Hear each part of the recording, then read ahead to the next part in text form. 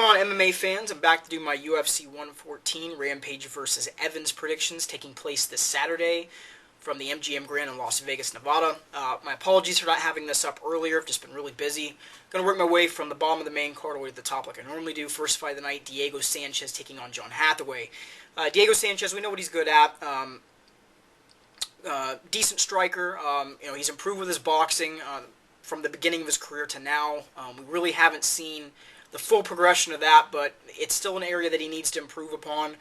He's got good leg kicks, good high kicks, good wrestler, good grappler. He's a BJJ brown belt, and when he gets a dominant position on the ground, he's very, very dangerous, whether it be from his ground and pound or from going for a submission. John Hathaway, coming off of his win over Paul Taylor, has looked pretty impressive in the UFC up to date. He's a well-rounded fighter, good boxing, good kickboxing, good wrestler, decent cardio, decent grappler. This is a big, big step up in competition for him, and I think that unfortunately it's not the best fight at this point of his career for him. I think Sanchez is better than him in most aspects of MMA, not only in the striking department, but as well as grappling and as well as wrestling. I think Hathaway's going to run into problems. Sanchez could run into some problems with Hathaway's boxing. Hathaway's boxing is pretty good. But I think Sanchez has enough tools that if he runs into problems there, he can get the fight down to the ground, go for a dominant position, and either try to TKO or go for a submission over Hathaway. And I'm actually going to say that Sanchez wins via a late first, early second round TKO over John Hathaway. So that is my pick. All right, on to the next fight. Antonio Rogerio Nogueira taking on Jason Brills. Little Nog and Forrest Griffin were supposed to fight. That fight was scrapped. Forrest Griffin pulled out of the fight. So now we have an interesting matchup between Jason Brills and Little Nog. Brills, good wrestler, decent hands, decent cardio. It's an interesting matchup for Nog. We know what Nog's good at. Good boxing. He's competed in the Pan Am Games. He's dangerous from not only from the bottom but the top. He's got a good bottom and top game when it comes to his jiu-jitsu. BJJ black belt. This is an interesting fight. It could go one of two ways. Brills could choose not to stand and try to take it down, avoid submissions, and try to, I guess, eke out possibly a decision, or stay away from the ground, try to box with Nogueira. But I think either way he's going to run into some problems. Nog, I think what's going to end up happening is Brills is going to use his boxing to try to set up some takedowns and some clinch situations. I think he's going to make a mistake. Nog's going to catch him off of that and sub him.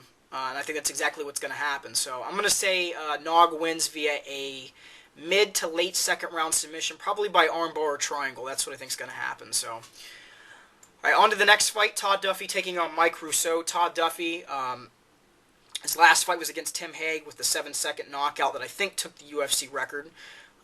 We know what he's good at for the most part. He's got dangerous hands, dynamite in both of his hands, decent wrestling, decent grappling. Mike Rousseau, good wrestler, good grappler, decent hands, good cardio. This is a tough fight, I think, for Duffy, only because earlier in his career he has had some small hiccups with wrestlers.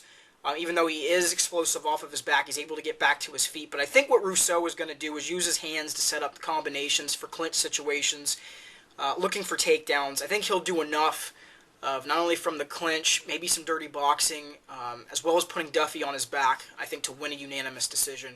And that's going to be my pick. Mike Rousseau via a unanimous decision. All right, on to the co-main event. Michael Bisping taking on Dan Miller. Michael Bisping coming off of the loss to Vanderlei Silva.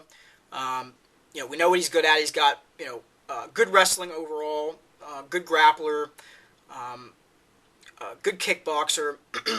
He has had some cardio issues here and there. He's faltered there off and on throughout his career. We saw that most recently in the Dennis Kang fight, where he kind of gassed towards the end of that fight. Dan Miller, good wrestler, decent hands, good grappler, BJJ black belt. This is a very, very compelling fight. Miller has got good hands. He's a good wrestler. He's a good grappler. I think he's going to give Bisping some problems, and I think this is going to be an entertaining fight and back and forth.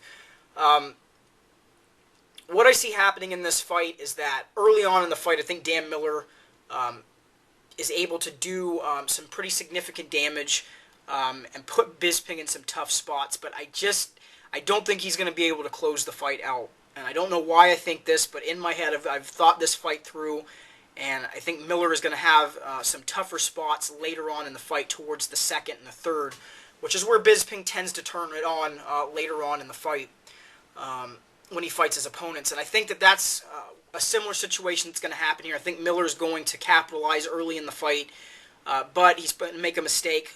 And Bisping will capitalize off of that either by going for a takedown or using a sweep to put Miller on his back, use his ground and pound, and either go for a submission or TKO Miller. And I think that's what's going to happen. So that's going to be my pick.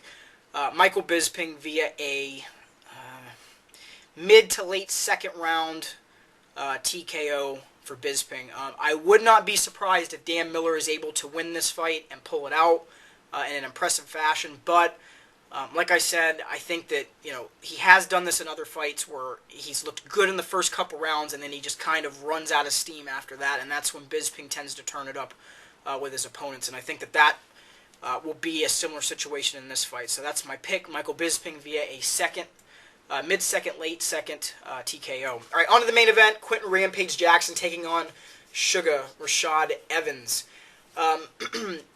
The primetime show has kind of shed some light on both of these individuals with their camps. I'll run over both guys real quick. Rampage Jackson, we know what he's good at. Good wrestler, good boxing, good submission defense. Has improved with his clinch game. He's had some problems with that in the past, and it's definitely been an area that he's tried to improve upon. His countering has improved throughout his career with his boxing, and that's really what has set him forward in this part of his career rather than earlier in his career. Rashad Evans, good wrestler, Division I wrestler, has improved with his hands and his boxing, being a very, very good counter striker.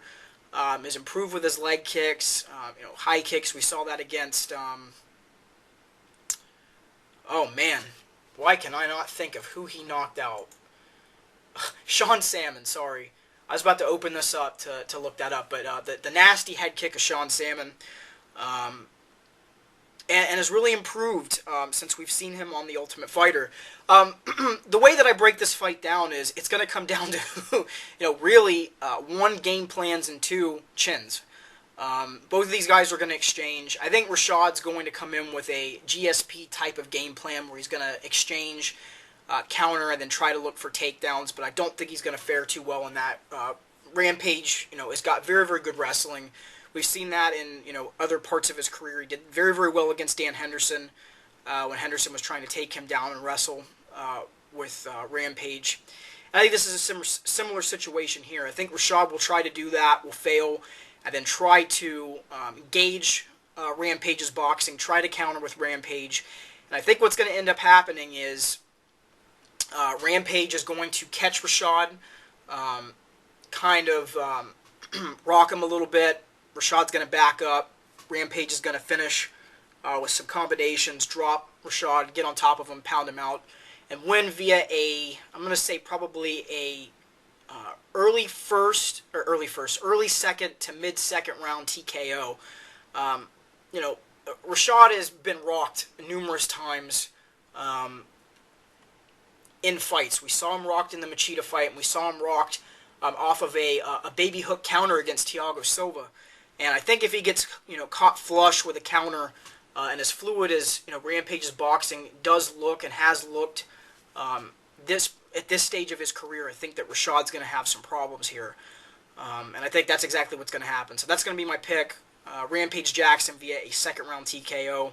If Rashad comes in with a good game plan and is able to get Quentin on his back and use that to his advantage, Rashad could have the advantage in this fight, but I think that Quentin's wrestling is good enough that if he runs into that problem, he's able to get back to his feet, and I think that this is the scenario, at least in my mind, that I think is going to happen. So those were my picks. I will be back the night after to do my review, and I'll be back later on this week to do a UFC 2010 Undisputed review as well. So you guys, take it easy.